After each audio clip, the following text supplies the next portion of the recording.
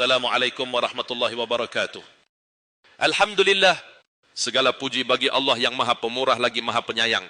Salawat dan salam kepada junjungan kita, Nabi Muhammad SAW, yang telah membawa cahaya kebenaran dan petunjuk hidup kepada umat manusia.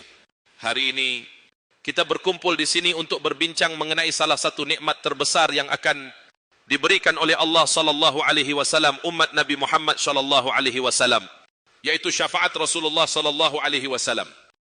Saudaraku yang dikasihi, apabila kita berbicara tentang kebahagiaan, kita sering memikirkan tentang kekayaan, kejayaan, atau kedudukan tinggi di dunia.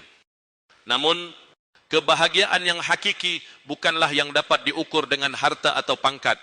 Tetapi kebahagiaan yang sebenar adalah apabila kita mendapat syafaat daripada Rasulullah SAW di hari kiamat. Syafaat Rasulullah SAW adalah salah satu anugerah terbesar yang Allah berikan kepada umat Nabi Muhammad SAW. Dalam sebuah hadis, Rasulullah SAW bersabda, setiap Nabi diberikan doa yang mustajab, dan setiap Nabi menggunakan doanya untuk kebaikan umatnya di dunia. Tetapi aku telah menyimpan doaku sebagai syafaat untuk umatku pada hari kiamat kelak. Hadis riwayat Muslim. Syafaat ini akan menjadi penyelamat bagi kita di akhirat nanti. Rasulullah SAW akan memberikan syafaat kepada umatnya yang berdosa, agar mereka dapat masuk ke dalam syurga setelah melalui siksaan di neraka. Bayangkan betapa besar rahmat Allah yang dilimpahkan kepada umat ini, sehingga Nabi Muhammad SAW sebagai utusannya diberikan hak untuk memberikan syafaat kepada umatnya. Manusia yang paling bahagia adalah mereka yang mendapat syafaat Rasulullah SAW. Siapakah mereka itu? Tentu saja mereka adalah orang-orang yang mencintai Rasulullah SAW. Cinta kepada Rasulullah bukan hanya sekadar perkataan, tetapi juga dalam perbuatan. Mereka yang mengikuti sunnah Nabi, meneladani akhlak beliau, dan berusaha untuk mengamalkan ajaran-ajaran Islam dengan sepenuh hati, memperbaiki amalan mereka. Mereka yang tidak hanya mengharap syafaat tanpa usaha, tetapi mereka yang berusaha untuk memperbaiki diri, meningkatkan ibadah, dan menghindari dosa-dosa besar. Mereka yang istiqamah dalam salat, berpuasa, menunaikan zakat, dan sentiasa mendekatkan diri kepada Allah, bertawakal kepada Allah. Mereka yang sentiasa menyerahkan segalanya kepada Allah dengan penuh keyakinan dan tawakal, kerana mereka tahu bahawa hanya dengan rahmat Allah mereka akan dapat meraih syafaat Rasulullah.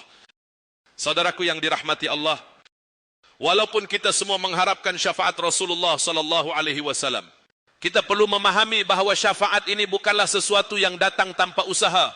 Rasulullah SAW sendiri bersabda dalam sebuah hadis yang lain, barang siapa yang berselawat kepadaku sekali, Allah akan berselawat kepadanya 10 kali dan akan mengangkatnya 10 darjat. Hadis riwayat Muslim.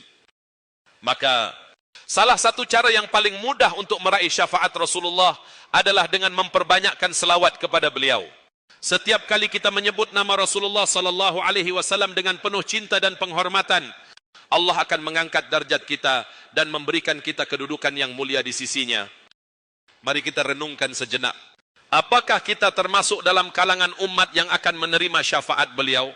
Rasulullah SAW bersabda dalam hadis yang lain, sesiapa yang ingin melihat orang yang paling bahagia dengan syafaatku, hendaklah dia yang menyaksikan aku ketika berada di dunia ini dengan beriman kepadaku. Hadis riwayat Bukhari.